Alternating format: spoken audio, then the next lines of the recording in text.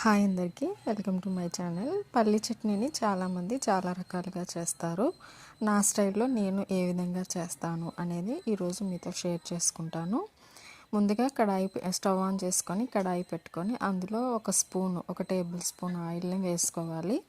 అందులో ఒక 10 పచ్చిమిర్చిని ఈ విధంగా వీడియోలో చూపిస్తున్న విధంగా కట్ చేసుకొని వేసుకోవాలి. అందులో 1 కప్పు పల్లీలను కూడా వేసుకోవాలి.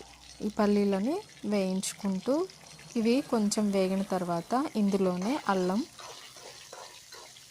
1 ఇంచు అల్లం ముక్క, అదేవిధంగా ఒక 5-6 రెమ్మలు వెల్లిపాయలు, పొట్టు తీయనవసరం లేదు, పొట్టుతో ఉన్నా పర్వాలేదు, వేసుకొని బాగా వేపుకోవాలి.